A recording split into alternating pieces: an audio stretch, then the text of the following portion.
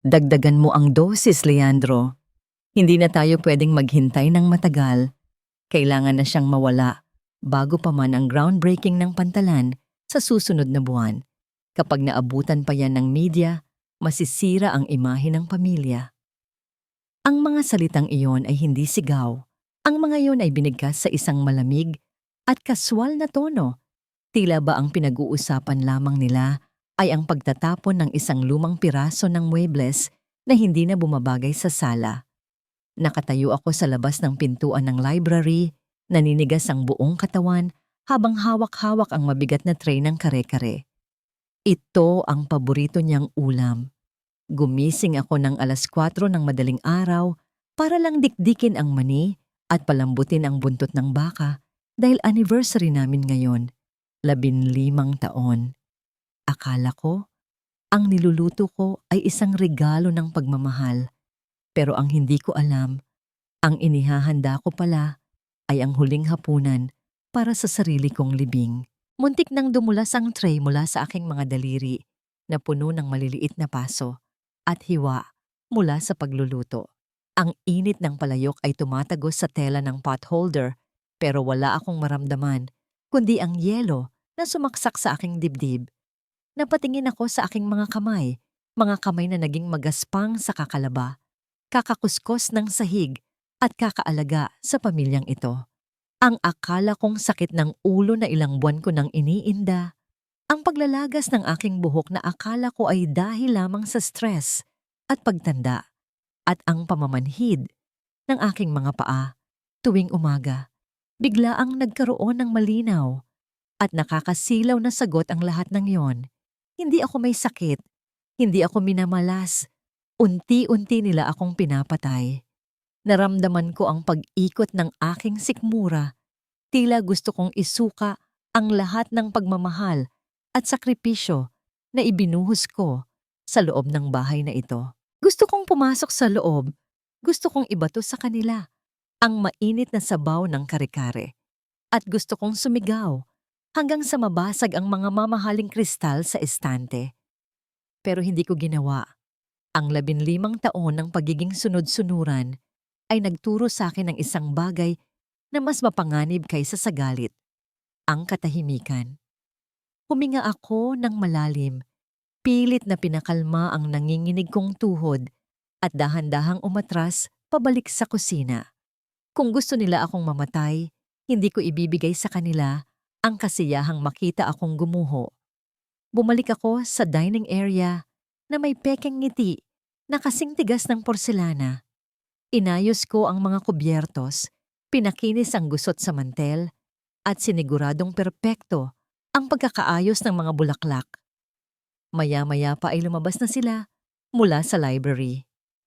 Si Leandro, ang asawa ko, ay lumapit sa akin nang may ngiting puno ng pagpapanggap. Hinalikan niya ako sa noo. Isang halik na dati ay nagpapakilig sa akin. Pero ngayon ay naramdaman ko ang lamig ng labi ng isang hudas. Happy anniversary, mahal, malambing niyang bati habang inaayos ang kwelyo ng kanyang polo na ako rin ang namalansya kaninang umaga. Ang bango naman ng niluto mo. Swerte ko talaga sa'yo. Ang bawat papuri ay parang latigo sa aking pandinig. Naupo siya sa kabisera, ang pwesto ng hari, habang ang kanyang ina na si Doña Consuelo ay naupo sa kanyang kanan. Ang matandang babae ay tiningnan ako mula ulo hanggang paa. Ang kanyang mga mata ay puno ng kritisismo na para bang sinusukat niya kung gaano nakalala ang epekto ng lason sa aking katawan. Maupo ka na, Amarilis. Utos ni Doña Consuelo. Ang boses niya ay may bahid ng huwad na pag-aalala. Huwag mong masyadong paguri ng sarili mo. Alam mo namang mahina ang katawan mo ngayon. Nagpaluto ako kay Manang Ising ng espesyal na sabaw para sa'yo. Herbal yan, pampalakas ng resistensya. Inilapag ng katulong ang isang mangkok ng maitim at maamoy na sabaw sa harap ko. Ang usok nito ay umaalimpuyo sa hangin. Nagdadala ng amoy ng mga halamang gamot na pamilyar sa akin. Ito ang amoy na sumalubong sa akin araw-araw sa loob ng 6 na buwan. Dati, iniinom ko ito Nang may pasasalamat, iniisip na mahal ako ng aking biyenan. Ngayon, habang tinititigan ko ang maitim na likido, ang nakikita ko ay hindi gamot, kundi kamatayan na nakasilid sa isang mamahaling mangkok na tahimik ang buong hapagkainan. Tanging ang tunog ng kutsara ni Leandro na humahampas sa plato ang naririnig. Tinitigan nila akong dalawa. Hinihintay nila akong humigop. Hinihintay nilang lunukin ko ang sarili kong katapusan para makuha na nila ang insurance at ang mana na nakapangalan sa akin. Nagsalita si Leandro. Ang boses niya ay may halong pagmamadali na pilit niyang itinatago. Sige na mahal, inumin mo na habang mainit pa. Sayang naman ang effort ni Mama para sa kalusugan mo. Dahan-dahan kong inangat ang kutsara. Ang kamay ko ay nanginginig, hindi dahil sa sakit, kundi sa tindi ng pagpipigil. Sa refleksyon ng sabaw nakita ko ang sarili ko. Payat, maputla, na ang mga mata ay lubog na lubog na. Ganito na lang ba ang halaga ko? Pagkatapos ng lahat ng bagyo na sinuong ko para sa kanya. Pagkatapos kong talikuran ang pangarap kong maging guro para maging asawa niya. Bakit ako pa ang naiwan sa ulan? Inilapit ko ang kutsara sa aking mga labi. Ang amoy ay nakakasulasok. Alam kong sa sandaling inumin ko ito, lalo lang bibilis ang pagtibok ng oras ko sa mundo. Pero kung tatanggi ako ngayon, malalaman nilang alam ko na. At kapag nalaman nila, baka hindi na lason ang gamitin nila sa susunod. Baka una na sa muka habang natutulog ako. Tumingin ako kay Leandro, pagkatapos ay kay Doña Consuelo. Nakangiti sila, mga ngiting naghihintay ng tagumpay. Salamat, Mama, bulong ko. Ang boses ko ay basag at mahina. Idinikit ko ang malamig na metal ng kutsara sa aking nanginginig na labi at sa isang iglap, naramdaman ko ang pait na gumapang sa aking dila. Ang pait ng pagtataksil na mas masahol pa sa kahit anong lason. Ang pait ay kumapit sa aking lalamunan, tila isang buhay na ahas na gumagapang pababa sa aking sikmura. Sa bawat lunok, nararamdaman ko ang pagbigat ng aking dibdib, hindi lamang dahil sa lason, kundi dahil sa bigat ng pagpapanggap. Pagkatapos ng hapunan, nagpaalam ako ng mahinahon. Sinabi kong masama ang pakiramdam ko at kailangan kong magpahinga. Isang kasinungalingan na madali nilang paniwalaan dahil iyon naman ang gusto nilang mangyari. Ngunit sa sandaling maisara ko ang pinto ng banyo sa aking kwarto, nawala ang aking poise. Napaluhod ako sa harap ng inidoro. Ipinasok ko ang aking daliri sa aking lalamunan. Pilit na isinusuka ang bawat patak ng sabaw na pilit kong nilunok kanina. Ang sakit ay humahapdi sa aking lalamunan. Ang luha ay umaagos sa aking mga mata. Pero kailangan ko itong gawin. Kailangan kong ilabas ang kamatayan mula sa aking sistema. Nang makita ko ang maitim na likido na humalo sa tubig ng inidoro, napaupo ako sa malamig na tiles ng banyo. Hinihingal ako, nanginginig ang buong katawan, at yakap-yakap ang sarili. Buhay pa ako. At sa gabing ito, iyon ang pinakamalaking rebelyon na magagawa ko laban sa kanila.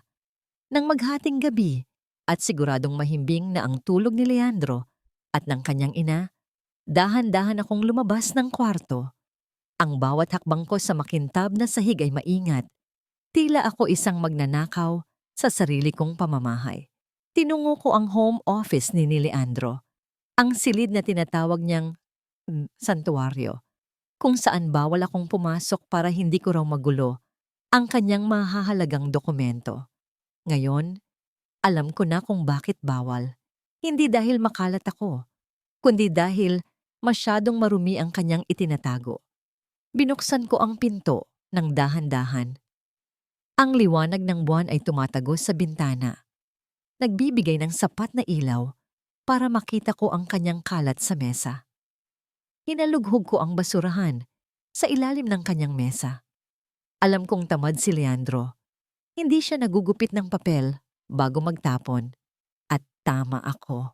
Sa ilalim ng mga gusot na papel at balat ng candy, Nakita ko ang isang printed itinerary ng eroplano. Binuklat ko ang gusot na papel at halos mapunit ang puso ko sa aking nabasa. Maldives.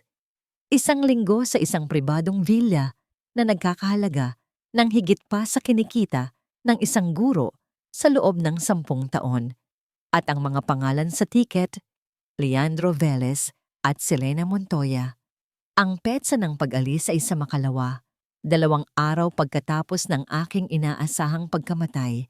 Napapikit ako sa tindi ng galit. Talagang planado ang lahat. Ililibing nila ako sa Lunes at magpapakasasa sila sa paraiso sa Miyerkules. Dali-dali akong lumapit sa kanyang laptop na nakabukas pa sa sleep mode. Alam ko ang password niya, ang birthday ng kanyang ina. Pagkabukas ng screen, agad kong binuksan ang website ng bangko. Kailangan kong kumuha ng pera. Kailangan kong itakas si Isabela. Pero nang itype ko ang password ng joint account namin, ang account kung saan ko inilalagay ang lahat ng ipon ko, mula sa maliit na negosyo ko ng pagtitinda ng alahas noon, isang pulang babala ang lumabas sa screen. Incorrect password. Sinubukan ko ulit. Mali pa rin. Sinubukan ko ang forgot password, pero ang recovery email ay napalitan na ng email address ni Selena. Nanlumo ako sa harap ng computer. Ang milyones na pinaghirapan naming palaguin, ang perang inisip kong para sa kinabukasan ng anak ko, ay wala na sa akin. Tinanggalan nila ako ng karapatan. Ginawa nila akong pulubi sa loob ng sarili kong pamilya. Wala akong pera. Wala akong matatakbuhan. Ang mga kaibigan ko ay matagal nang nailayo sa akin ni Doña Consuelo dahil bad influence daw sila. Ang pamilya ko sa Antique ay matagal nang pumanaw. Bumalik ako sa kwarto ni Isabela. Pinanood ko ang mahimbing na tulog ng aking anak. 13 taong gulang pa lang siya. Inosente at walang kamalay-malay na ang kanyang ama at lola ay mga halimaw. Kung tatakas ako ngayon ng walang pera at walang plano, hahabulin nila ako. Babalik na rin nila ang kwento. Sasabihin nilang nabaliw ako dahil sa sakit. At kukunin nila si Isabela. Hindi ko hahayaang mangyari iyon. Hindi ko hahayaang lumaki ang anak ko sa piling ng mga taong walang kaluluwa. Bumalik ako sa kusina bago sumikat ang araw. Kinuha ko ang isang lumang kwaderno mula sa drawer, ang aking budget notebook. Dito ko inililista ang bawat pisong natipid ko para makabili ng mga bitamina ni Leandro, ang bawat resipe na paborito nila, ang bawat petsa ng check-up ni Mama Consuelo. Ito ang ebidensya ng aking pagiging martir. Ito ang libro ng aking pagkaalipin. Binuksan ko ang kalan. Ang asul na apoy ay sumayaw sa dilim. Isa-isa kong pinunit ang mga pahina ng kwaderno at inilapit sa apoy. Pinanood kong maging abo ang mga alaala ng aking katangahan. Ang bawat pahinang nasusunog ay parang pagtanggal ng isang kadena sa aking leeg. Simula sa araw na ito, patay na ang Amarilis na mapagbigay. Patay na ang Amarilis na nagpapakaalila para sa kakarampot na pagmamahal. Ang natitira na lang ay isang ina na handang pumatay para sa kanyang anak. Nang sumikat ang araw, suot ko na ulit ang aking maskara. Naghanda ako ng almusal, nakangiti, kahit na ang loob ko ay parang bulkan na handang sumabog. Maya-maya, narinig ko ang tunog ng doorbell. Tumayo si Leandro, pinunasan ang kanyang bibig, at tumingin sa akin nang may kakaibang kinang sa mata. "Ah, mahal, may nakalimutan akong sabihin," wika niya habang naglalakad papunta sa pinto. "Dahil nga mahina ang katawan mo, kumuha ako ng executive assistant na tutulong sa atin sa negosyo at dito sa bahay. Dito muna siya titira para mapadali ang trabaho." Bumukas ang pinto at pumasok ang isang babaeng matangkad. Amoy na amoy ang mamahaling pabango at suot ang isang pulang dress na sadyang agaw atensyon. Si Selena, ang babaeng kasama niya sa tiket papuntang Maldives. Lumapit si Selena sa akin, hindi para makipagkamay, kundi para tingnan ako na parang isang bagay na malapit ng itapon. Hi, Amaryllis. Bati niya na may mapang-uyam na ngiti. Ang putla mo naman. Don't worry, andito na ako para alagaan ang lahat ng bagay na hindi mo na kayang gawin. Naramdaman ko ang pagtusok ng kanyang mga salita. Pero sa halip na umiyak, tinitigan ko siya diretso sa mata at ngumiti ng dahan-dahan. Welcome, Selena. Sagot ko sa boses na kalmado, pero may talim. Mabuti naman at dumating ka. Masyado nang tahimik ang bahay na ito para sa ating dalawa. Hindi pa man nakakababa ang araw, inangkin na ni Selena ang bawat sulok ng mansyon. Ang tunog ng kanyang takong sa marmol na sahig ay tila mga martilyong dumudurog sa natitira kong dignidad. Dala niya ang 3 malalaking maleta na gawa sa mamahaling katad at walang pasintabi niyang inutos sa mga katulong na ako ang nagpasahod gamit ang huli kong ipon na iakyat ang mga yon sa guest room na katabi mismo ng master bedroom. Ang amoy ng kanyang pabango, isang matapang na halimuyak ng imported na rosas at musk, ay agad na lumamon sa amoy ng niluto kong almusal. Para bang sa isang iglap, naging dayuhan ako sa sarili kong pamamahay. Naupo sila sa sala, si Leandro, si Doña Consuelo, at si Selena. Nagbukas sila ng mga blueprints at dokumento para sa proyekto ng pantalan. Nakatayo lang ako sa gilid, hawak ang basahan na parang isang estatwa ng kahihiyan. Pinapanood ko kung paano humilig si Selena kay Leandro habang itinuturo ang isang bahagi ng plano. Ang kanyang braso ay sadyang idinidikit sa balikat ng asawa ko. At si Leandro? Hinayaan lang niya ito. Tila ba sanay na sila sa ganitong lapit. Alam mo, Leandro, wika ni Doña Consuelo, habang humihigop ng tsa, ang kanyang mga mata ay nagniningning sa paghanga kay Selena. Iba talaga kapag Wharton graduate ang kausap mo. Matalas, sopistikada, at alam ang pasikot-sikot ng negosyo. Hindi tulad ng iba dyan na ang alam lang ay kung paano maghiwa ng sibuyas at magpalit ng kurtina. Hindi niya binanggit ang pangalan ko, pero naramdaman ko ang sampal ng kanyang mga salita. Ako ang tinutukoy niya. Ako na nagtapos ng education, pero piniling maging may bahay dahil iyon ang gusto nila. Ako na ang sibuyas at kurtina ang naging mundo para lang maging komportable sila. Mama, tama na yan, saway kunwari ni Leandro, pero wala namang diin sa kanyang boses. Lumingon siya sa akin, hindi bilang asawa, kundi bilang amo. Amaryllis, pwedeng pa-coffee naman kami. Yung black lang para kay Selena, diet kasi siya. Of course, sabad ni Selena na hindi man lang tumitingin sa akin. No sugar please. Ayoko ng matamis. Nakakatanda yon. Pumunta ako sa kusina, ang aking santuwaryo na ngayon ay naging kulungan. Nanginginig ang kamay ko habang nagtitimpla ng kape.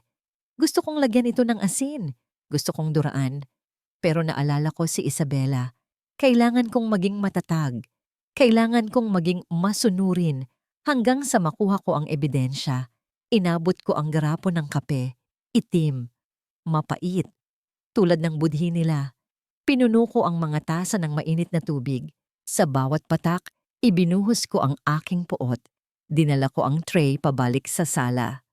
Here's your coffee, mahina kong sabi habang inilalapag ang tasa sa harap ni Selena. Thanks, sagot niya ng pabalang. Kinuha niya ang tasa, humigop, at tumango. Not bad. Pwede ka na palang magtayo ng karinderya kapag wala ka na dito. Nagkatinginan sila ni Doña Consuelo at sabay na tumawa ng mahina. Ang tawang yon ay parang kuko na gumuguhit sa pisara. Gusto kong sumigaw, pero pinili kong manahimik.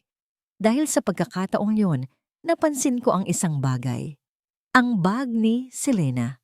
Nakataob ito ng bahagya sa sofa at nakalawit ang kanyang cellphone.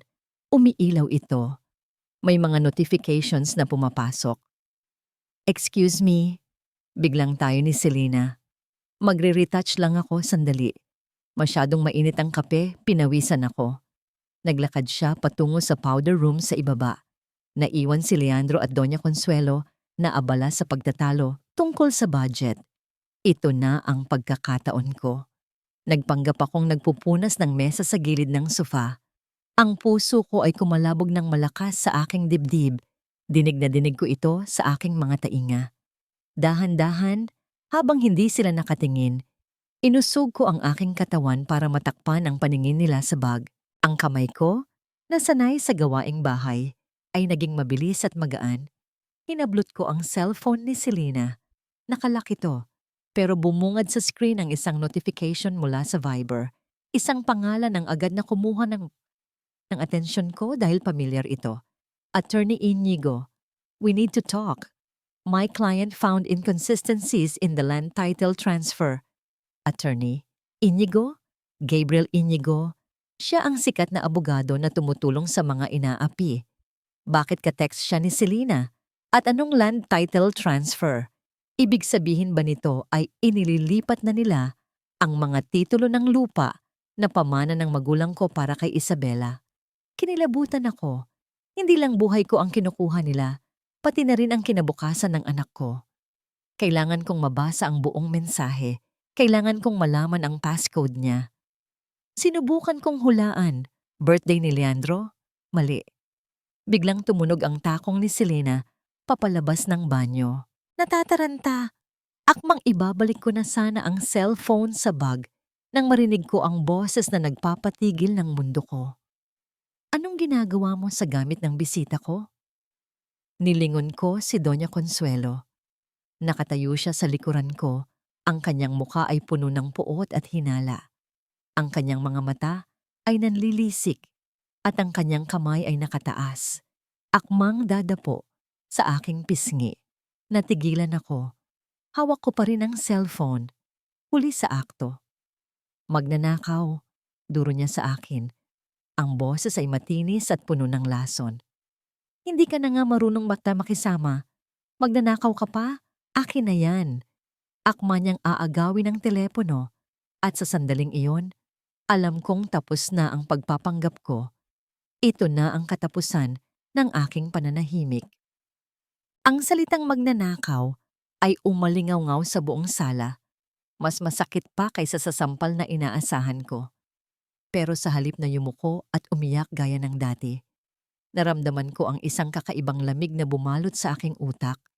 Ang takot ay naging adrenaline. Kung magpapanik ako ngayon, tapos na ang lahat. Bumuntong hininga ako at iniharap ang cellphone kay Doña Consuelo nang may nanginginig na kamay, hindi dahil sa takot, kundi dahil sa pagtitimpi.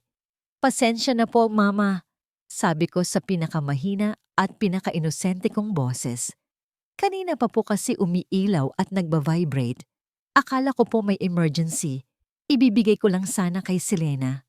Natigilan si Doña Consuelo. Ang kanyang kamay na akmang sasampal ay nanatili sa ere. Tiningnan niya ang cellphone na hawak ko. Totoong umiilaw ito dahil sa sunod-sunod na notification. Ang kasinungalingan ko ay naging katotohanan dahil sa pagkakataon. Sa sandaling iyon, lumabas si Selena mula sa banyo, nagpupunas ng kamay. Agad na nagbago ang anyo ni Doña Consuelo. Ibinaba niya ang kanyang kamay at hinablot ang telepono mula sa akin. Sa susunod, huwag kang pakialamera. Asik niya bago bumaling kay Selena nang may matamis na ngiti. Hija, may tumatawag sa'yo. Itong si Amarilis kasi, masyadong helpful, pati gamit mo pinapakialaman. Kinuha ni Selena ang telepono, tinaasan ako ng kilay at tinalikuran ako na parang hangin. Sige na, lumayas ka na sa harap namin. Utos ni Doña Consuelo, magluto ka na ng hapunan. Siguraduhin mong hindi lasang gamot ang kakainin namin, ha? Tumalikod ako at naglakad papunta sa kusina. Pero hindi ako nagluto. Nanginginig ang buong katawan ko habang kinuha ko ang aking basket at ang maliit na pitaka na nakatago sa ilalim ng lalagyanan ng bigas. Ito lang ang natitira kong pera. Mga barya at ilang gusot na papel na inipon ko mula sa sukli sa palengke. Lalabas lang po ako. Paalam ko sa katulong na naglilinis ng pasilyo. Kulang ang sangkap para sa sinigang. Bibili ako sa talipapa. Hindi ko hinintay ang sagot nila. Lumabas ako ng gate na parang ibong nakawala sa hawla. Ang init ng araw sa aking balat ay hindi nakapaso, kundi nakalaya. Sumakay ako ng jeep, hindi papunta sa palengke, kundi papunta sa address na natatandaan ko mula sa mga balita tungkol kay Attorney Gabriel Inigo. Ang opisina niya ay nasa isang lumang gusali sa Quiapo, malayo sa mga makikintab na skyscraper ng Makati kung saan nagtatrabaho si Leandro. Amoy usok ng sasakyan at amoy ng lumang papel ang sumalubong sa akin pagpasok ko sa building.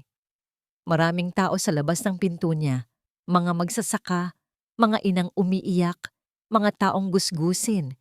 Siya ang abogado ng mga walang boses. Nang tawagin ng sekretarya ang pangalan ko, pumasok ako sa isang maliit na kwarto na puno ng nagtataasang tumpok ng dokumento. Sa likod ng isang mesang kahoy, nakaupo ang isang lalaking nakasalamin, may gusot na polo barong, at mukhang ilang gabi nang walang tulog. Nag-angat siya ng tingin. Kumunot ang kanyang noo. Pilit na inaalala kung saan niya ako nakita. Amaryllis? Tanong niya. Ang boses ay puno ng pagtataka.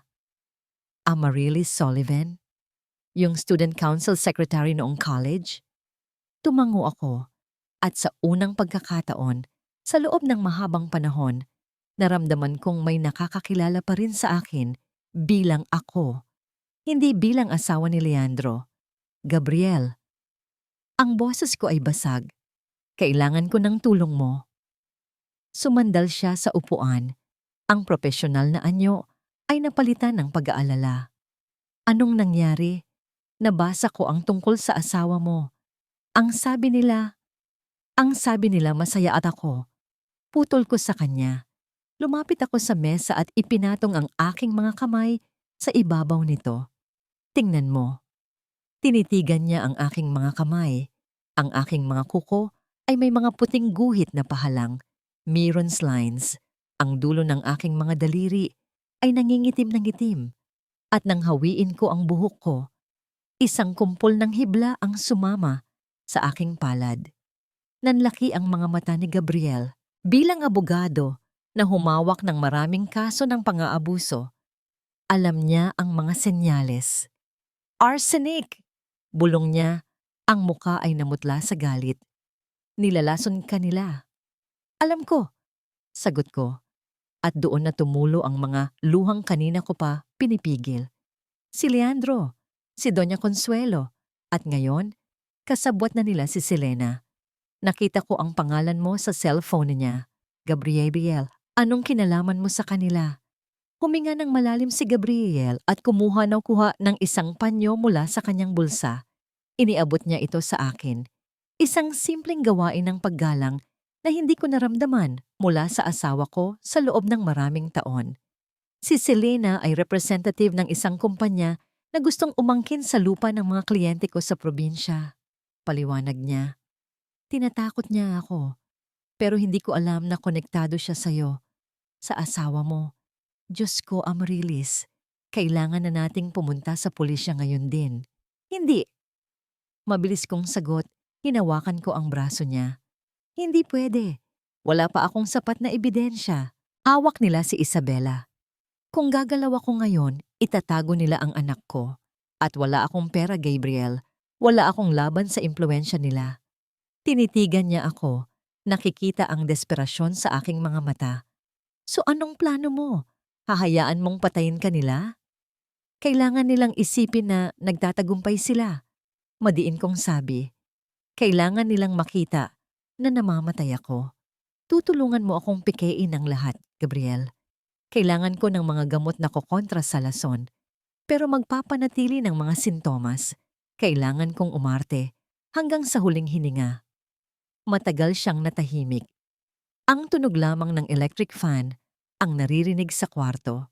Pagkatapos, tumango siya ng dahan-dahan.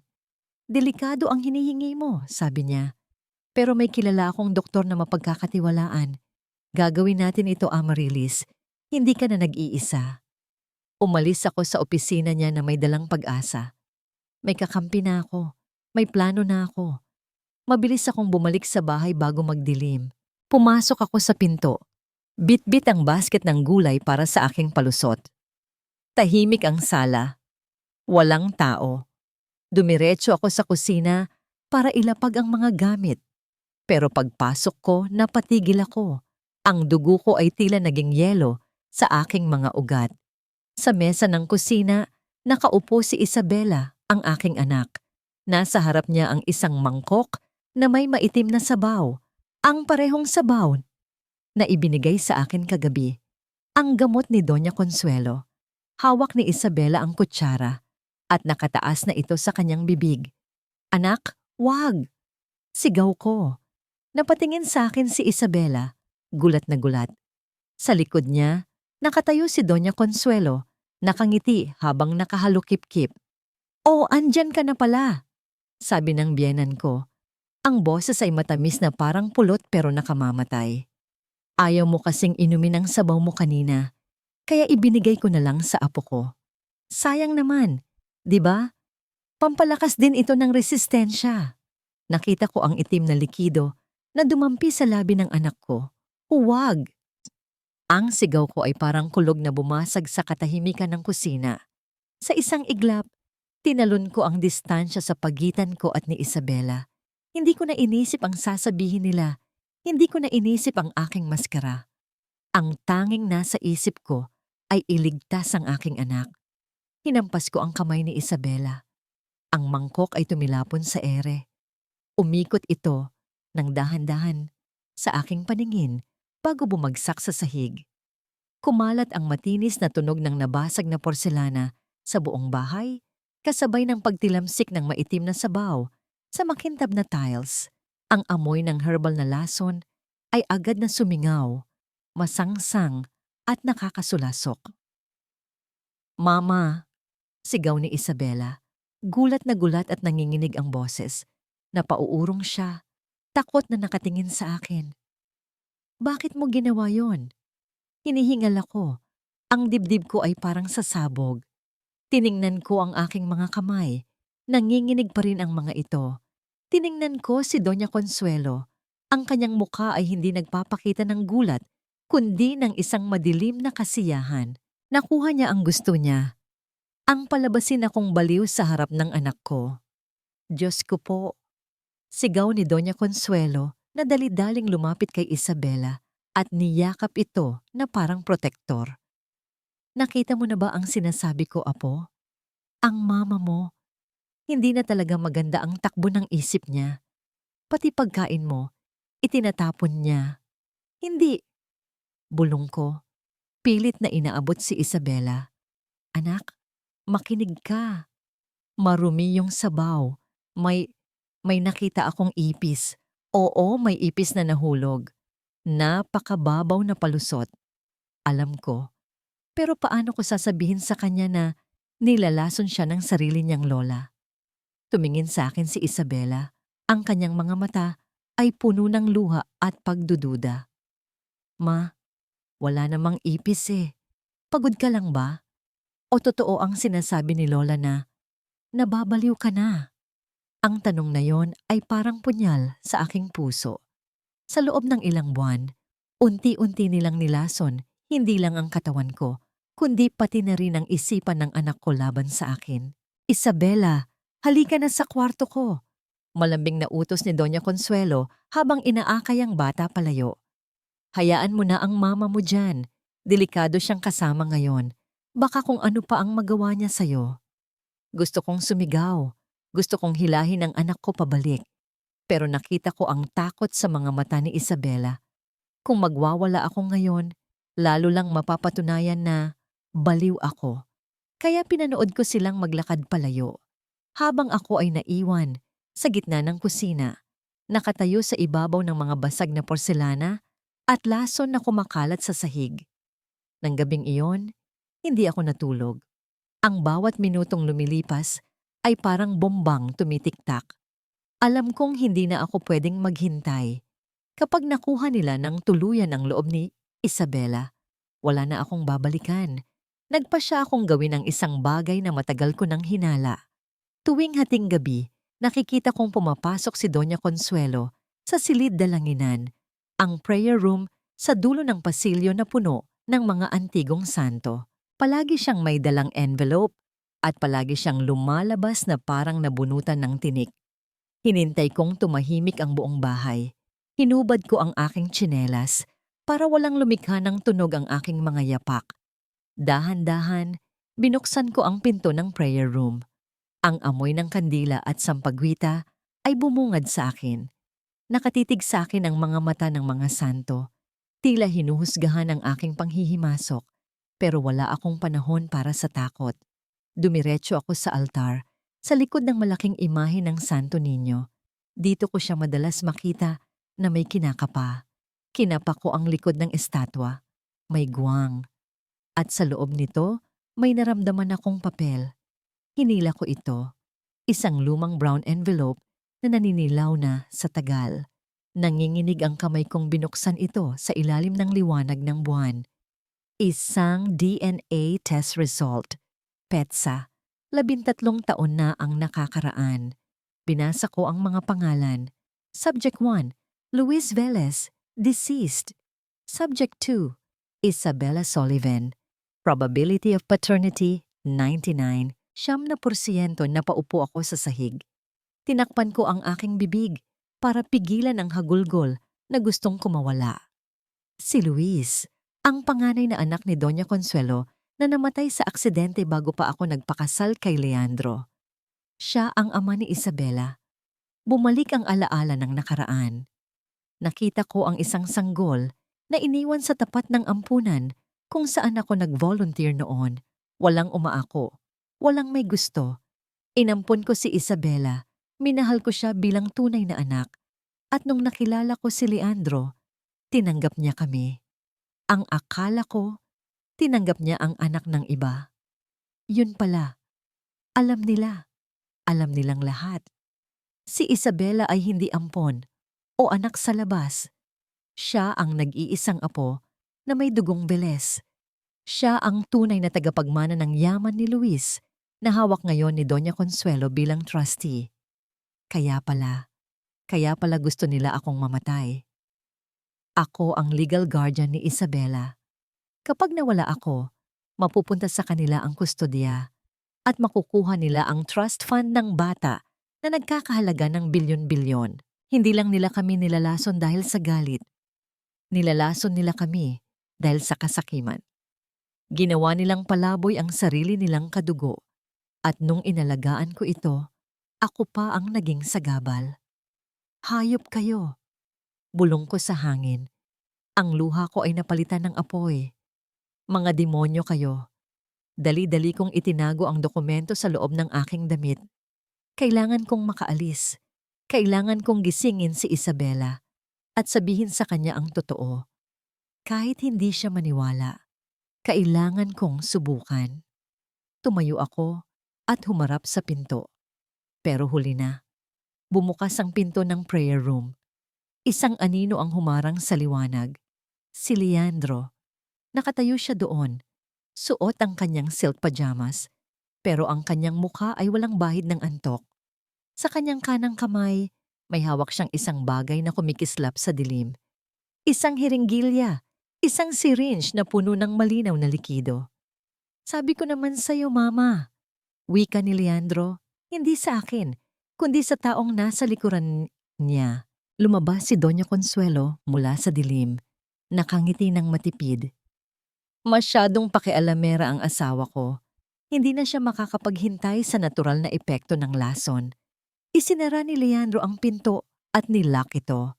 Ang tunog ng seradura ay parang tunog ng pagsasara ng kabaong.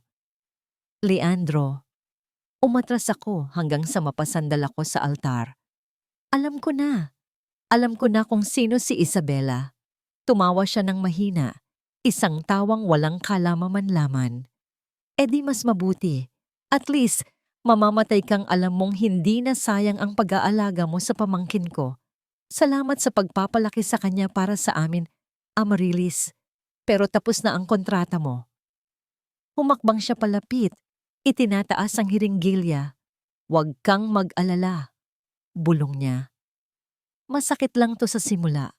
Parang kagat lang ng langgam. Nasusundan ng heart attack.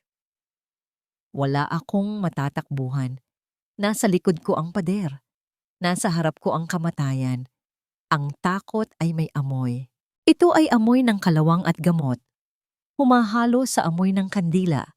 Sa loob ng silid dalanginan. Nakasandal ang likod ko sa matigas na altar. Damang-dama ko ang lamig ng kahoy sa aking balat. Sa harap ko, si Leandro ay tila isang anino ng kamatayan. Ang hiringgilya sa kanyang kamay ay kumikislap sa liwanag ng buwan na tumatagos sa bintana. Huwag kang gagalaw. Utos niya. Ang boses ay nanginginig hindi sa takot, kundi sa excitement. Mabilis lang ito. Parang natutulog ka lang. Hindi ako sumagot. Ang utak ko ay nagkukumahog. Naalala ko ang sinabi ni Gabriel. Kailangan nilang isipin na nagtagumpay sila. Pero hindi kasama sa plano ang mamatay ako ngayong gabi sa kamay ng asawa ko. Ang plano ay pekein, ang atake sa puso sa pamamagitan ng gamot na ibinigay ni Gabriel, hindi ang totoong patayin ako, gamit ang kung anong laso ng nasa hiringgilyang yon. Nang humakbang palapit si Leandro, kumilos ako, hindi para tumakbo dahil nakalak ang pinto, kundi para lumaban. Hinablot ko ang mabigat na tansong kandelero sa altar at ihinampas ko ito sa kanyang braso. Aray! Sigaw ni Leandro. Nabitawan niya ang hiringgilya. Tumilapon ito sa sahig, gumulong papunta sa paanan ni Doña Consuelo. Hulihin mo siya! Putang ina! Ang liksi ng babaeng yan! Tili ni Doña Consuelo habang pilit na inaabot ang hiringgilya. Sinubukan kong tumakbo papunta sa pinto. Pero mabilis na nakabawi si Leandro. Hinablot niya ang buhok ko ng pagkalakas-lakas. Napasigaw ako sa sakit habang hinihila niya ako pabalik. Ibinato niya ako sa sahig. Tumama ang ulo ko sa kanto ng carpet. Nahilo ako. Ang paningin ko ay umikot. Akala mo ba makakatakas ka? Hinihingal na, sabi ni Leandro. Dinaganan niya ako. Ang bigat ng katawan niya ay dumurog sa aking dibdib. Pinigilan niya ang mga kamay ko. Sa gilid ng aking paningin, nakita ko si Doña Consuelo na lumalapit. Hawak na muli ang hiringgilya. Walang awa sa kanyang mga mata. Tanging ang desperasyon ng isang ina na gustong protektahan ang yaman ng kanyang anak. Hawakan mo siyang mabuti, utos ng matanda. Wag, bulong ko. Ang luha ay tumutulo sa aking pisngi. Leandro, asawa mo ako. Minahal kita. Minahal din kita, Amarilis, sagot niya. Pero ang boses niya ay walang emosyon. Pero mas mahal ko ang buhay na meron ako ngayon. At sa gabal ka, naramdaman ko ang tusok. Malamig. Masakit. Ang karayom ay bumaon sa aking braso.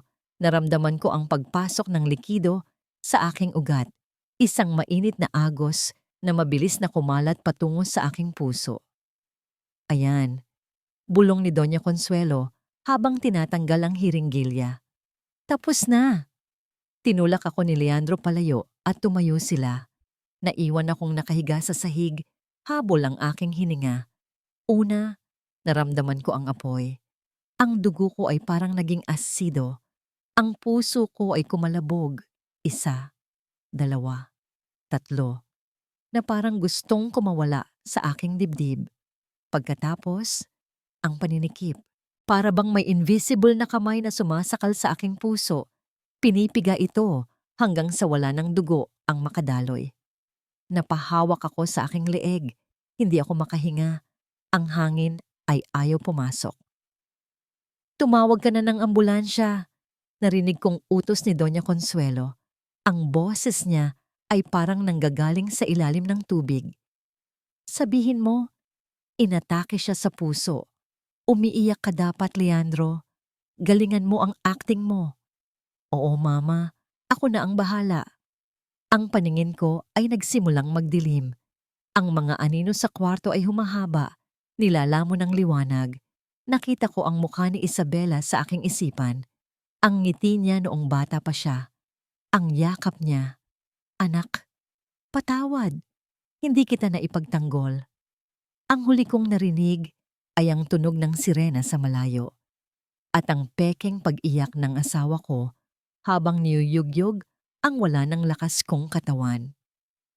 Amaryllis, gumising ka. Tulungan niyo kami. At pagkatapos, kadiliman. Isang ingay ang gumising sa diwa ko, hindi boses ng tao, kundi tunog ng makina. Beep, beep, beep. At ang ugong ng sasakyan na mabilis na tumatakbo. Naramdaman ko ang maskara sa aking mukha. Oxygen. May malamig na bagay na nakadikit sa aking dibdib. Impyerno na ba ito? Bakit maingay sa impyerno?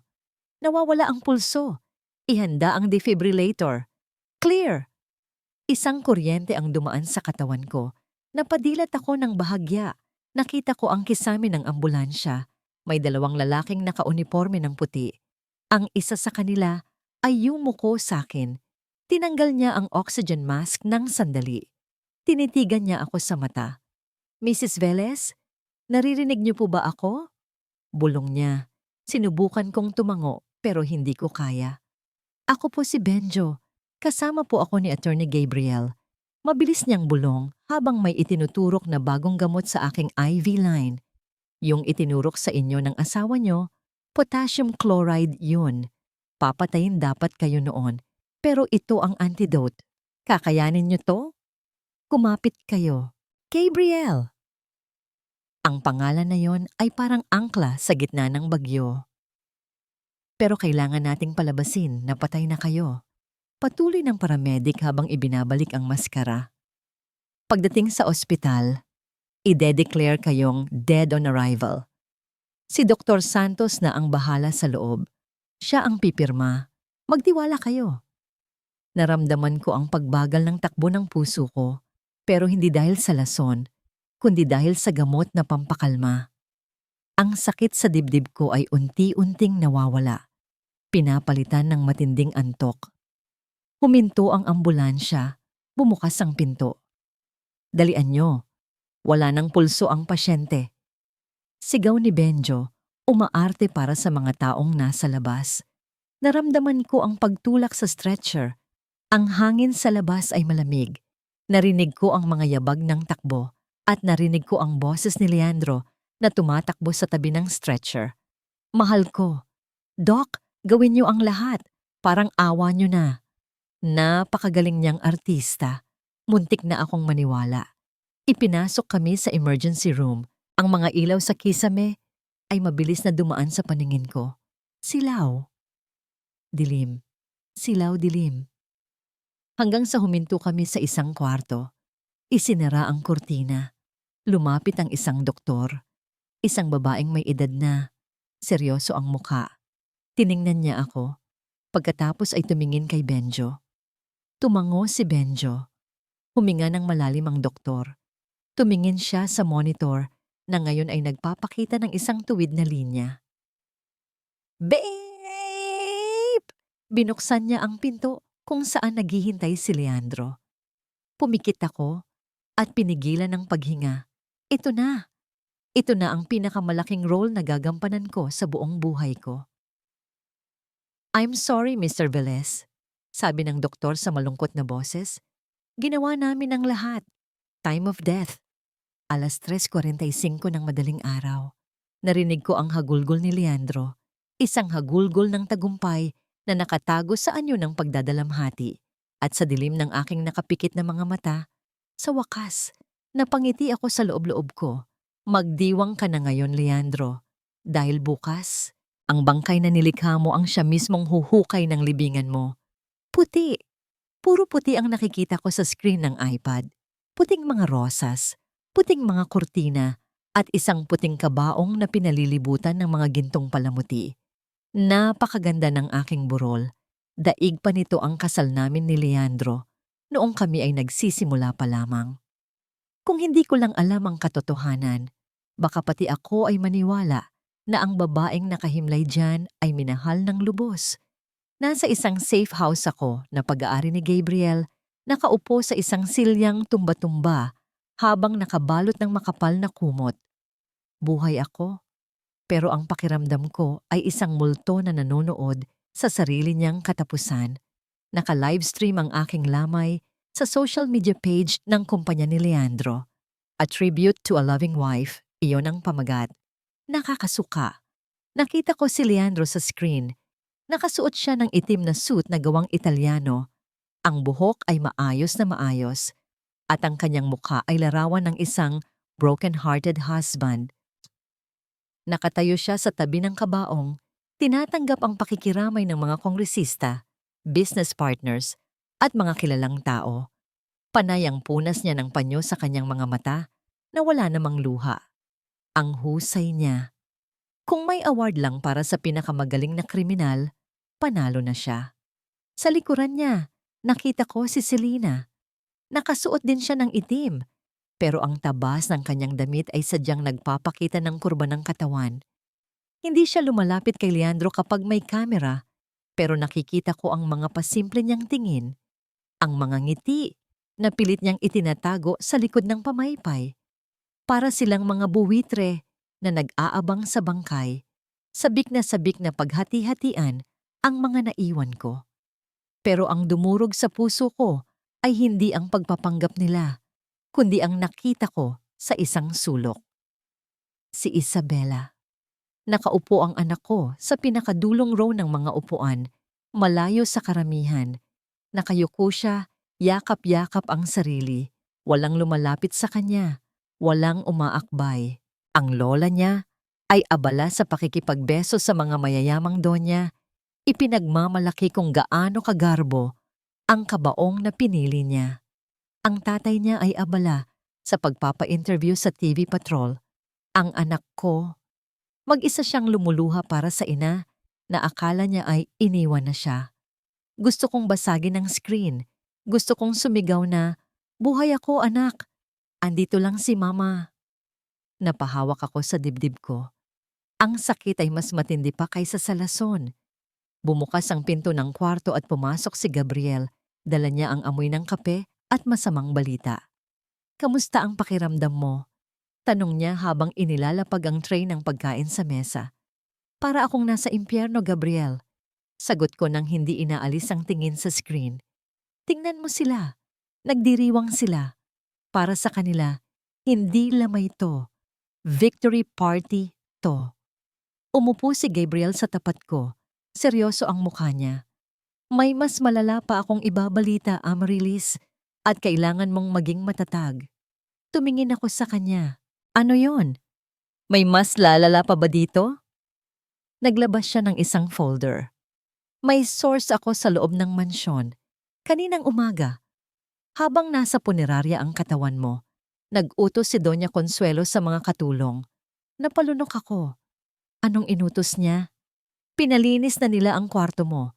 Lahat ng gamit mo, damit, sapatos, litrato, pati ang mga gamit mo sa pagtuturo noon, ipinasunog na nila sa likod bahay. Wala silang itinira kahit isa." Sabi ni Doña Consuelo, ayaw na niyang makakita ng kahit anong bakas ng babaeng probinsyana sa bahay na yon. Naramdaman ko ang init na gumapang sa aking leeg. Binura na nila ako. Wala pang 24 oras, binura na nila ang 15 taon ng buhay ko. At hindi lang yon, dagdag ni Gabriel, at dito na nagbago ang tono ng boses niya. Naging mas mabigat. Nakabook na ng flight si Isabela papuntang Switzerland sa Lunes. Pagkatapos ng libing mo, ipapadala siya sa isang boarding school doon. Ang sabi ni Leandro sa mga papeles, kailangan daw ng bata ng change of environment para makamove on. Switzerland? Napatayo ako. Bumagsak ang kumot sa sahig. Lunes? Sa makalawa na yon. Gabriel, hindi pwede. Ipapalayo nila ang anak ko. Kapag nasa Switzerland na siya, hindi ko na siya mababawi. Mawawalan ako ng access sa kanya. Kaya nga kailangan nating mag-isip. Mabilis na sagot ni Gabriel. Ang orihinal na plano ay magpapagaling ka muna ng 49 na days bago tayo lumabas. Pero kung aalis na si Isabela, wala na akong pakialam sa 49 na day. Sigaw ko. Ang hinahon ko ay tuluyan ng naglaho. Ang takot ay napalitan ng apoy ng isang inang kinukuhaan ng anak. Hahayaan ko silang sunugin ang mga damit ko.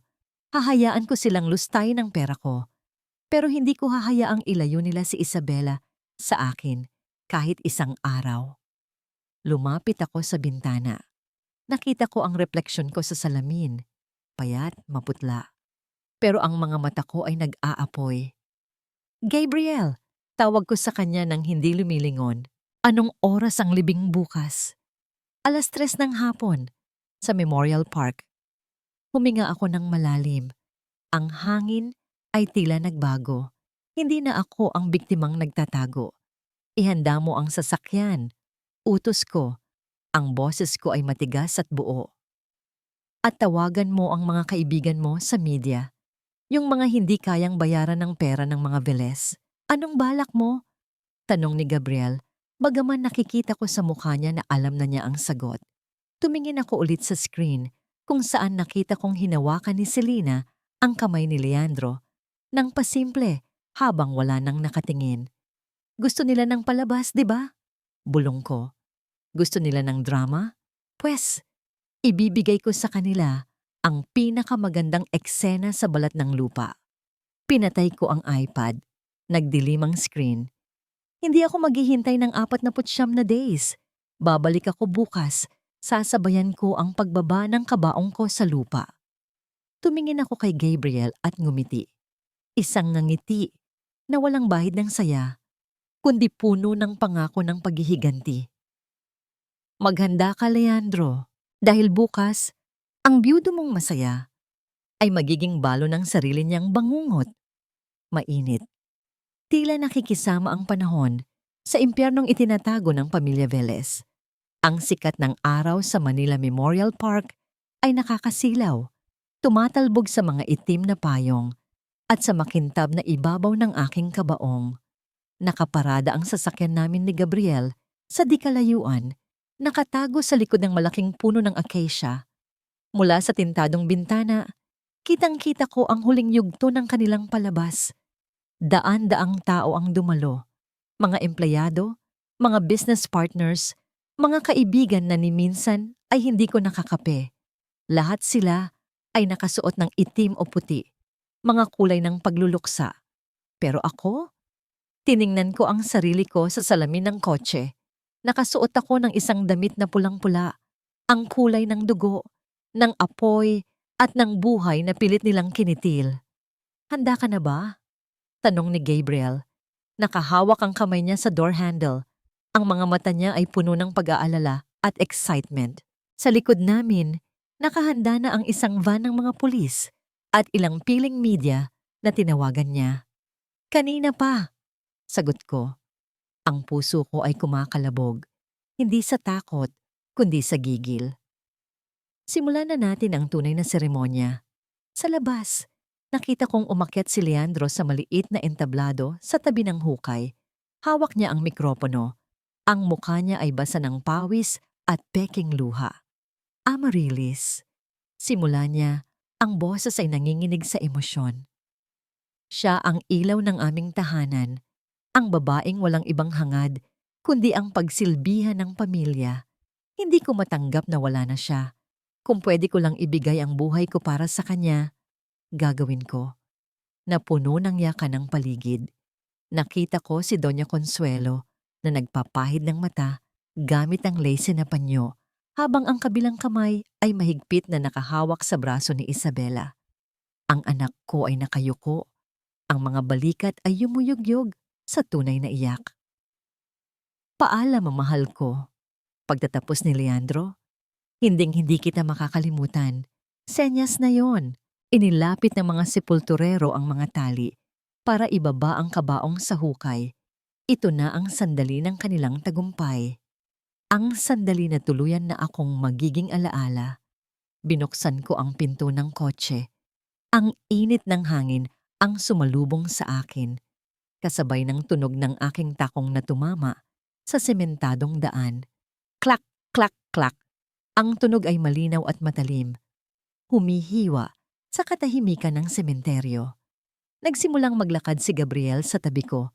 Hawak ang isang makapal na folder. Sa likuran namin, tahimik na bumaba ang mga pulis. Isang tao sa likuran ng crowd ang lumingon. Nanlaki ang kanyang mga mata. Siniko niya ang katabi niya. Ang bulungan ay nagsimula sa likuran, parang alon na mabilis na gumapang patungo sa harapan. Si Mrs. Velez ba yon? Imposible! Patay na siya. Diyos ko, multo ba iyan? Unti-unting nahati ang dagat ng mga taong nakaitim. Kusang tumabi ang mga bisita, ang kanilang mga mukha ay puno ng sindak at pagkabigla. Ang daan patungo sa kabaong ay nabuksan para sa akin. Naramdaman ni Leandro ang pagbabago ng hangin. Napahinto siya sa paghagis ng bulaklak sa kabaong. Dahan-dahan, lumingon siya. Nang magtama ang aming paningin, nakita ko ang kulay na umaalis sa kanyang mukha. Para siyang nakakita ng demonyo. Nabitawan niya ang mikropono. Ang matinis na feedback ng sound system ay umalingaw-ngaw. Masakit sa tainga. Pero walang gumalaw. Nakatayo ako sa gitna ng daan. Ang pulang dress ko ay sumasayaw sa hangin. Isang buhay na apoy sa gitna ng kanilang abuhing mundo. Leandro, tawag ko.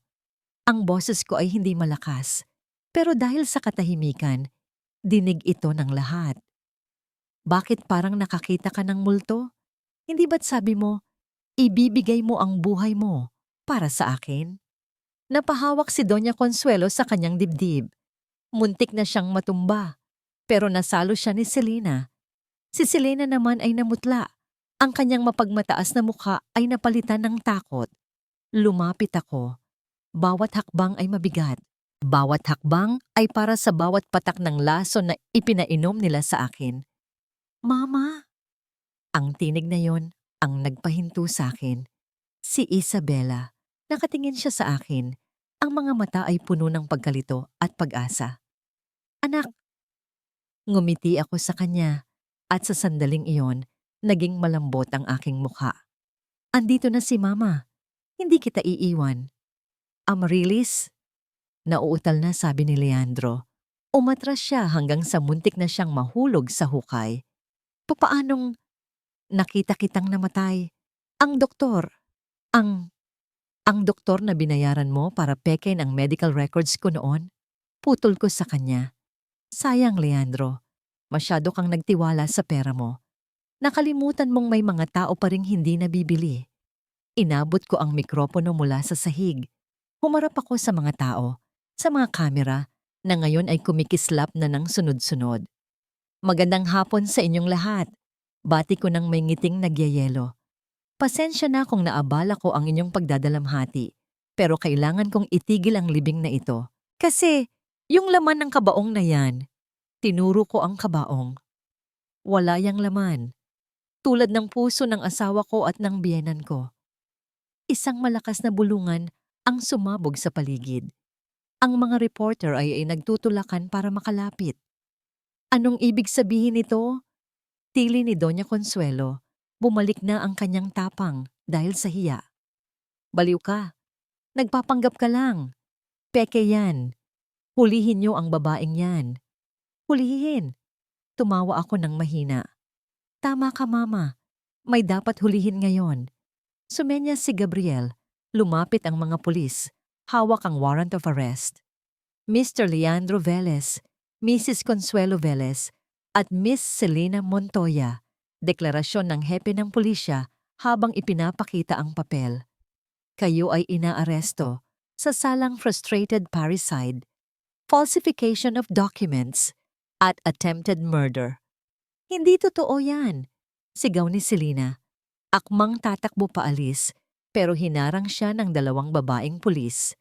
Nilapitan ng pulis si Leandro. Kinuha ang kanyang mga kamay, ang mga kamay na nagturok sa akin ng lason, at nilagyan ng malamig na posas. Click! Ang tunog ng posas na sumara ay ang pinakamagandang musika na narinig ko sa buong buhay ko. Tumingin sa akin si Leandro. Ang kanyang mga mata ay puno ng pagsusumamo. Mahal, Amarilis, pag-usapan natin to. Asawa mo ako. Lumapit ako sa kanya. Sobrang lapit na naaamoy ko ang takot sa kanya. Asawa? Bulong ko sa tainga niya.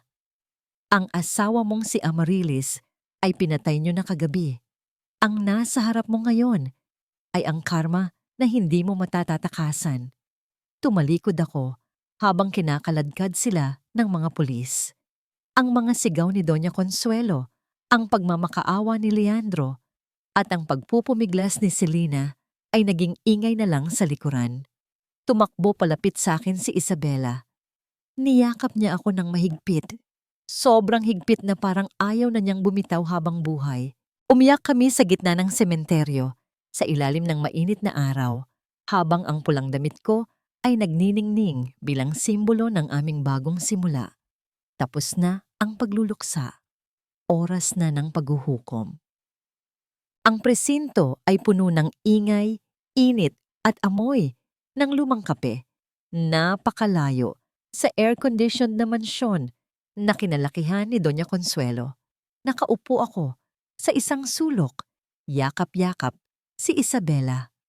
Hawak ni Gabriel ang aking balikat. Isang tahimik na paalala na tapos na ang palabas at oras na para sa katotohanan. Sa kabilang panig ng silid, nakakulong sa magkakahiwalay na holding cell sina Leandro, Selena at Doña Consuelo. Tinanggalan na sila ng mga alahas, sapatos at dignidad. Ang mamahaling suit ni Leandro ay gusot na. Ang makeup ni Selena ay kumalat na sa kanyang mukha dahil sa kakaiyak. Si Doña Consuelo naman ay nakakapit sa rehas. Ang kanyang mga mata ay nanlilisik pa rin sa galit. Hindi matanggap na ang isang tulad niya ay nakahalo sa mga karaniwang kriminal. Tawagan niyo ang abogado ko. Sigaw ni Doña Consuelo sa pulis. Hindi niyo ba ako kilala? Ako si Consuelo Velez. Kaya kong bilhin ang buong estasyon na ito, pati ang mga kaluluwa niyo. Ma'am, tumahimik po kayo. Sagot ng pulis ng walang gana. Wala na po kayo sa mansyon niyo. Lumapit ako sa rehas, kasama si Gabriel. Nang makita nila ako, tumahimik sila. Bakit? Ang unang tanong ni Leandro. Ang boses niya ay basag. Bakit mo ginawa to, Amarilis? Pwede naman tayong mag-usap. Pwede kitang bayaran. Kalahati ng kumpanya, ibibigay ko sa'yo. Bawiin mo lang ang kaso. Tinitigan ko siya. 15 taon kong minahal ang lalaking ito. 15 taon kong inisip na ang pagiging tahimik niya ay senyales ng pagiging mabuti. Yun pala. Kaya siya tahimik ay dahil wala siyang sariling buto. Hindi nabibili ang buhay ko, Leandro. Sagot ko ng mahinahon. At lalong hindi nabibili ang karapatan ng anak ko na magkaroon ng ligtas na tahanan. Inilabas ni Gabriel ang isang tablet at ipinakita sa kanila ang ebidensya. Ang video recording mula sa hidden camera na ikinabit niya sa butones ng damit ko nung gabing yon. Napangiti ako ng mapait. Hanggang ngayon, ginagamit pa rin nila si Isabela bilang panangga. Dahan-dahan kong tinanggal ang aking wedding ring, ang gintong singsing na naging kadena ko sa loob ng mahabang panahon. Ipinatong ko ito sa maliit na mesa sa harap ng selda nila. Ang tunog ng metal na tumama sa kahoy ay tila tunog ng isang hatol. Ang kinabukasan ni Isabela ay nasira noong araw na plinano niyong patayin ang nanay niya. Sagot ko, huwag kang mag-alala, Mama. Sisiguraduhin kong lalaki siya na malayo sa laso ng pamilyang ito. Hinding-hindi niya dadalhin ang apelyidong Velez. Doon na nagpantig ang tainga ni Doña Consuelo. Ang kanyang mukha ay namula sa galit. Lumapit siya sa rehas, halos idikit ang mukha sa bakal. Wala kang karapatang tanggihan ang apelyido namin, asik niya. At lalong wala kang karapatang angkinin si Isabela. Anak siya sa labas. Isa lang siyang bastarda na pinulot mo kung saanan. Wala siyang dugong Velez. Kaya kung aalis ka, umalis kang mag-isa. Iiwan mo ang bata o sisiguraduhin kong wala siyang makukuhang kahit 1 sentimo mula sa amin. Napatahimik ang buong presinto sa lakas ng sigaw niya. Si Isabela, na nasa likod ko, ay napahawak ng mahigpit sa aking kamay. Naramdaman ko ang takot niya. Pero ako, nakaramdam ako ng awa. Awa para sa matandang nasa harap ko na naghuhukay ng sarili niyang libingan. Tumingin ako kay Gabriel. Tumango siya. Ito na ang huling alas. Bumunot ako ng isang papel mula sa folder na hawak ni Gabriel. Lumapit ako kay Doña Consuelo at iniabot ito sa pagitan ng mga rehas. Bago mo itakwil ang anak ko, basahin mo muna to, Doña Consuelo. Bulong ko. Basahin mo kung sino talaga ang batang tinatawag mong bastarda. Kinuha niya ang papel. Nakita ko ang pagkunot ng kanyang noo habang binabasa ang header. DNA Paternity Test Results. Ang kanyang mga mata ay bumaba sa pangalan ng ama. Subject 1, Luis Velez. Nabitawan niya ang papel. Ang kanyang mga kamay ay nanginig. Ang kanyang bibig ay bumuka pero walang lumabas na boses. Napatingin siya kay Isabela, hindi bilang isang estranghero, kundi bilang isang multo ng kanyang namatay na panganay. Hindi. Bulong niya, ang kanyang boses ay naging mahina at garalgal. Hindi totoo to. Si Luis. Si Isabela ang anak ni Luis na ipinagtabuyan niyo noon dahil mahirap ang nanay niya. Dahil diring-diri kayo sa babaeng minahal ni Luis, pero nung namatay ang nanay ni Isabela sa panganganak at nung namatay si Luis sa aksidente, sino ang kumupkop sa kanya? Ako. Ako na tinatawag niyong basura. Inalagaan ko ang dugo niyo habang abala kayo sa paglilinis ng pangalan ng pamilya. Napaluhod si Doña Consuelo sa maruming sahig ng selda. Ang kanyang tuhod ay bumagsak ng walang ingat, tila nawalan na ng saysay ang kanyang pagiging donya. Ang papel na hawak niya ay gusot-gusot na, pero ang katotohanan na nakasulat doon ay hindi mabubura. Luis! Bulong niya, ang boses ay garalgal at puno ng sakit. Tumingala siya at tinitigan si Isabela. Sa unang pagkakataon, hindi poot ang nakita ko sa kanyang mga mata, kundi pagkilala. Nakita niya ang hugis ng mata ng panganay niya. Nakita niya ang ngiti ni Luis sa mukha ng batang muntik na niyang patayin. Apo. Ang tawag niya. Inaabot ang kanyang kamay sa pagitan ng mga rehas. Ang mga daliri niya ay nanginginig, nagmamakaawa. Isabela, apo ko, hindi ko alam. Maniwala ka, hindi ko alam.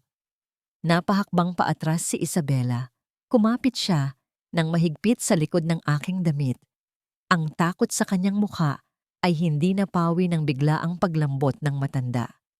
Para kay Isabela, ang babaeng nasa harap niya ay hindi lola, kundi ang mangkukulam na nagbigay sa kanya ng lason.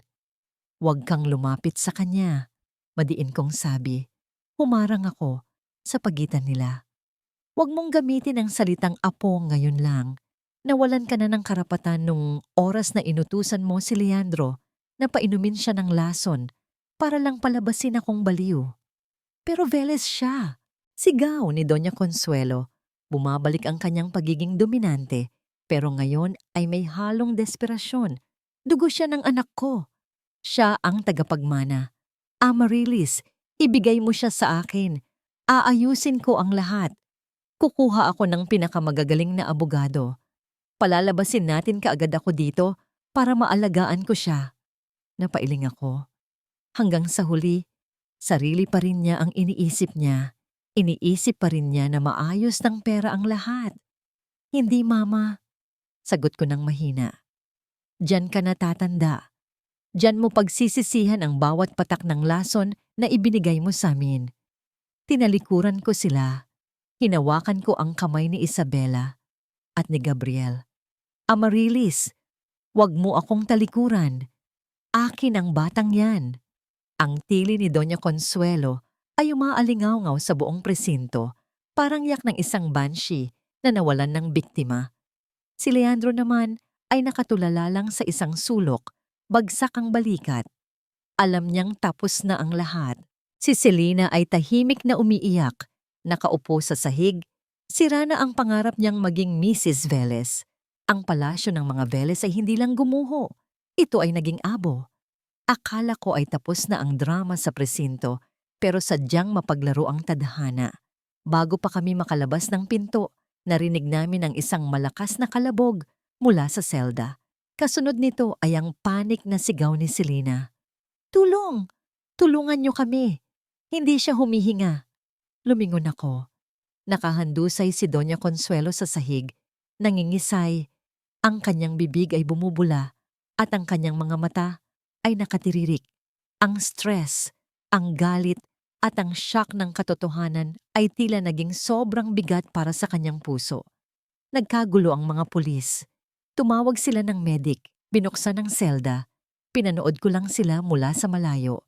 Walang awa ang sumibol sa puso ko. Tanging isang malalim na pagod lang. Ito ba ang tinatawag nilang divine justice? Ang babaeng gustong pumatay sa akin gamit ang heart attack ay siya ngayong inaatake ng sarili niyang puso. Isinakay siya sa stretcher. Nang dumaan sila sa harap namin, nagmulat ng bahagya ang mga mata ni Doña Consuelo. Hinanap niya si Isabela.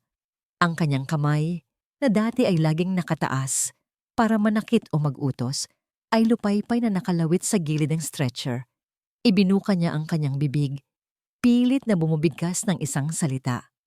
"Isa, Bela, tumingin ako sa anak ko. 13 taong gulang pa lang siya, pero sa sandaling iyon, nakita ko ang pagtigas ng kanyang anyo. Ang batang ito na lumaki sa hirap bago namin siya inampon. Ang batang ito na nakaranas ng pangmamaliit ng lola niya sa loob ng maraming taon." Lumapit si Isabela ng bahagya sa stretcher. Tumigil ang mga medik sandali. Tinitigan ni Isabela ang kanyang lola. At sa isang tinig na kalmado at malamig, na tila hindi galing sa isang bata, nagsalita siya. "Wala po akong lola na kriminal. Ang pamilya ko lang po ay ang Mama Amaryllis ko." Tumalikod si Isabela at naunang maglakad palabas ng pinto. Nakita ko ang pagtulo ng luha sa gilid ng mata ni Doña Consuelo bago siya tuluyang nawalan ng malay. Iyon ang huling hampas. Hindi ang kulungan, hindi ang sakit, kundi ang itakwil siya ng sarili niyang kadugo. Ang kaisa-isang bagay na pinahahalagahan niya sa mundo. Lumabas kami ng presinto. Ang hangin sa labas ay presko. Ang langit ay nagkukulay kahel dahil sa paglubog ng araw. Huminto si Gabriel sa tabi ko. "Tapos na, Amaryllis?" sabi niya ng mahina. "Hindi pa, Gabriel," sagot ko habang pinapanood ang anak ko na sumasakay sa kotse. Nagsisimula pa lang kami, pero sa pagkakataong ito, kami na ang may hawak ng manibela. Wala nang lason, wala nang takot. Ang natitira na lang ay ang malawak na kalsada ng hinaharap at ang pangako na hinding-hindi na kami magpapapiit sa kahit sinong magtatangkang umapak sa amin. Sumakay ako sa kotse, tinanggal ang huling hibla ng pangamba sa aking dibdib, at sa wakas, huminga ako ng maluwag. 1 taon. 365 araw na ang lumipas mula nang lisanin namin ang magulong syudad ng Maynila. Dito sa Antique, sa harap ng malawak na dagat, iba ang amoy ng hangin. Wala nang amoy ng gamot, wala nang amoy ng mamahaling pabango na nagtatago ng baho ng pagkatao, at higit sa lahat, wala nang amoy ng takot. Ang nalalanghap ko na lang na ngayon ay ang alat ng dagat at ang bango ng bagong luto kong suman na ibebenta namin sa sentro. Nakatayo ako sa beranda ng aming simpleng rest house. Hinaplos ko ang aking buhok. Dati, numinipis ito at nalalagas dahil sa lason. Ngayon, makapal na ito, itim na itim, at sumasayaw sa ihip ng hangin. Ang mga kuko ko na dati ay nangingitim ay bumalik na sa natural na kulay rosas. Ang katawan ay may kakayahan palang maghilom. Basta't bibigyan mo ito ng pagkakataong lumayo sa mga taong sumisira dito. Sa di kalayuan, nakikita ko si Isabela na tumatakbo sa dalampasigan kasama ang mga bago niyang kaibigan. Rinig na rinig ko ang kanyang halakhak. Tunay na halakhak na nanggagaling sa tiyan, hindi yung pilit na tawa, para lang pasayahin ang lola niya. Hindi siya nag-Switzerland. Dito siya nag-aral sa probinsya at sa unang pagkakataon, nakita kong naging bata ulit ang anak ko. Top student siya ngayon, hindi dahil pinilit, kundi dahil masaya siya. May humintong sasakyan sa harap ng gate, isang puting SUV na pamilyar sa akin. Bumaba si Gabriel, suot ang isang simpleng linen shirt at shorts. Malayo sa formal na abogado na nakilala ko sa Quiapo noon. "Good morning, Madam President." Bati niya ng may ngiti. Bit-bit ang isang box ng mga dokumento. Napangiti ako. "President? Gabriel, maliit na foundation lang to." Maliit? Amaryllis, tinulungan ng Sagip Ina Foundation ang mahigit 50 kababaihan ngayong buwan lang para makalaya sa mga abusadong asawa. Sagot niya habang inilalapag ang mga papel sa mesa. "You are building an empire of hope." Naupo kami at pinag-usapan ang mga kaso. Ito na ang buhay ko ngayon. Ginamit ko ang nakuha kong settlement mula sa annulment na inaprubahan ng korte sa bilis ng kidlat dahil sa bigat ng krimen ni Leandro para tulungan ang mga katulad ko. "Kamusta sila?" tanong ko. Kahit alam ko na ang sagot. Hindi ko sila namimiss, pero kailangan kong malaman para sa kapayapaan ng isip ko. Bumuntong hininga si Gabriel.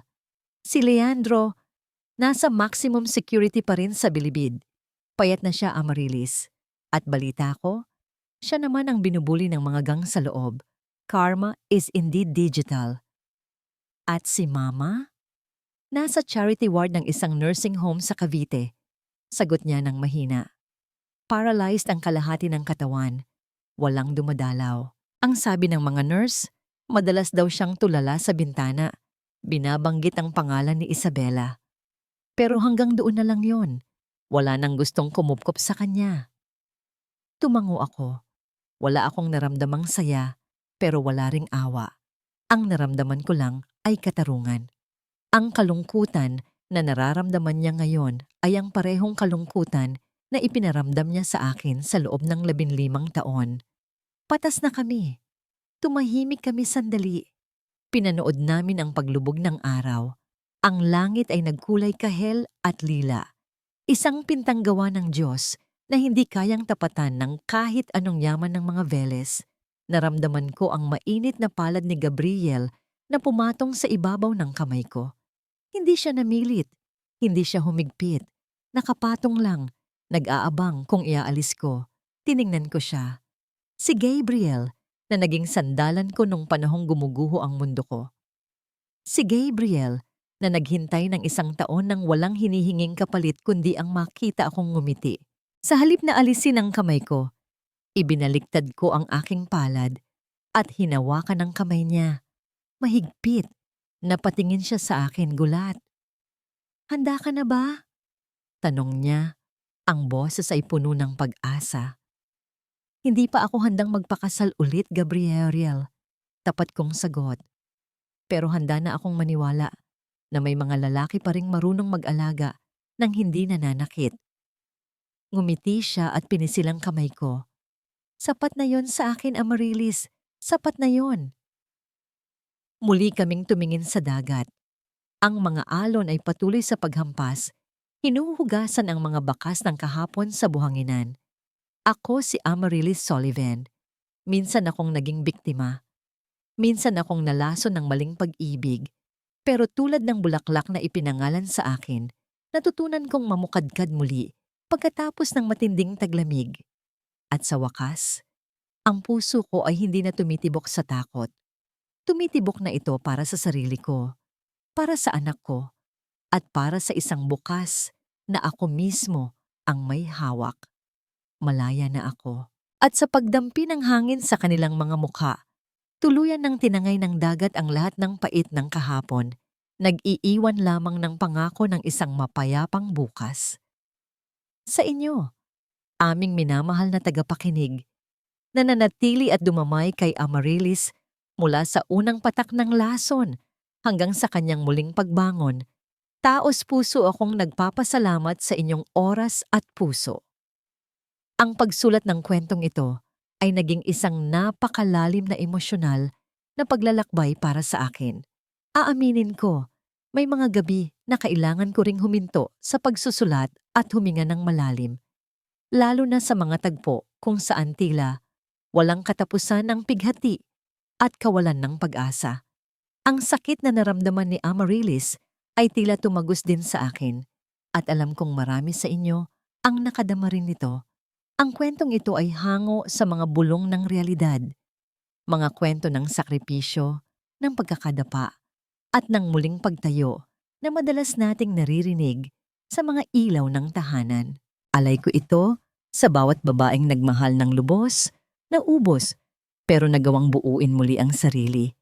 Naway magsilbing munting ilaw ang kwentong ito na nagpapaalala na kahit gaano kadilim ang gabi at kahit gaano kalakas ang bagyo, laging may kakayahan ang pusong maghilom at magmahal muli. Ang tunay na tagumpay ay hindi ang pagganti, kundi ang pagiging masaya sa kabila ng lahat.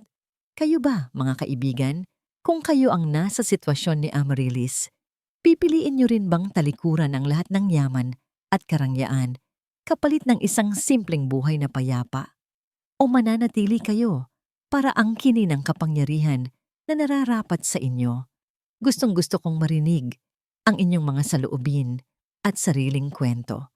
Kung naantig kayo ng ating kwento, huwag kalimutang i-like ang video na ito, i-share sa mga kaibigang nangangailangan ng lakas ng loob, at mag-iwan ng komento sa ibaba. Hanggang sa muli nating pagkikita sa susunod na kabanata ng buhay at pag-ibig. Maraming salamat po.